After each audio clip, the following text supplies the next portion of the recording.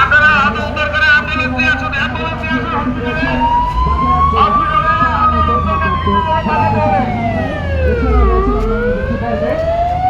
আজকের মহানের সামাজিক তত্ত্বাবধানে রয়েছেন যারা আমাদের সভাপতি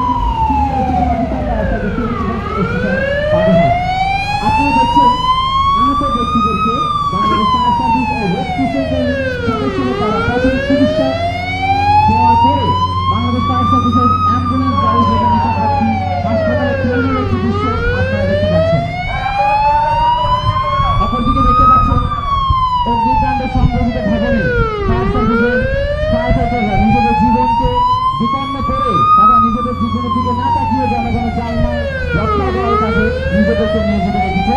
তার একটি চমৎকার দৃশ্য কিন্তু আপনারা দেখতে পাচ্ছেন। এছাড়াও আপনারা দেখছেন এই ধরনের প্রাকৃতিক দুর্যোগগুলোতে আমাদের বাংলাদেশ ফায়ার সার্ভিসের সহযোগিতা না করে সাধারণ উৎসব জনতা তারা নিজের ডিটেলস তোলার জন্য ব্যস্ত হয়ে পড়ে। তারা তাদের এই জামের কারণে আমাদের ফায়ার সার্ভিসের সৈনিকরা সঠিকভাবে দায়িত্ব পালন করতে পারে না। আপনারা তার একটি দৃশ্যপট তিনি দেখতে পাচ্ছেন। তারা যেখানে জনগণরা মিলে সহযোগিতা করে নির্বাচনের কাজে সহযোগিতা করবে সেখানে তারা কিন্তু ডিটেলস তৈরি করার জন্য রেডি হচ্ছে।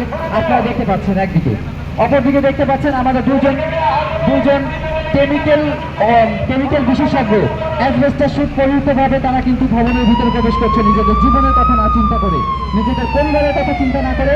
তারা কিন্তু জনগণের জীবন বাঁচানোর উদ্দেশ্যে অলরেডি অগ্নিকাণ্ড সংগঠিত ভবনে প্রবেশ করেছে। তার একটি দৃশ্য আপনারা দেখতে পাচ্ছেন।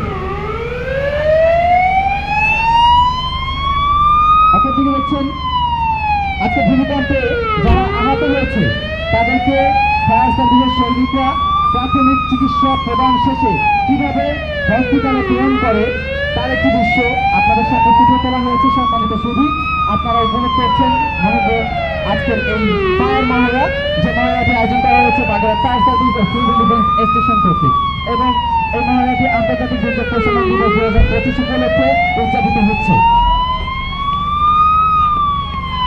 আপনারা দেখছেন ভবনের ভিতর থেকে একজন আহত রোগীকে আমাদের ফায়ার সার্ভিস ও রেড ক্রিসেন্টের সদস্যরা উদ্ধার করে মেডিকেল স্টাফে নিয়ে এসেছে ফার্স্ট এইড দেওয়ার জন্য। তাদেরকে ফার্স্ট এইড দেওয়া শেষ হলে নিকটবর্তী হাসপাতালে প্রেরণ করার ব্যবস্থা গ্রহণ করা হবে।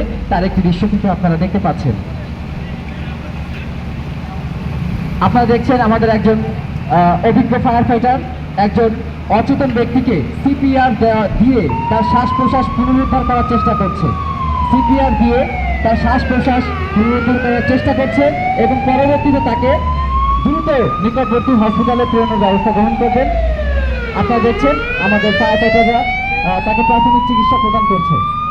অপরদিকে দেখছেন অগ্নিকাণ্ড ভবনে আমাদের সৈনিকরা নিজেদের জীবনকে বাজি রেখে অগ্নিকাণ্ড নির্বাপনে ঝাঁপিয়ে পড়েছে। আপনারা তার একটি দৃশ্য কিন্তু দেখতে পাচ্ছেন।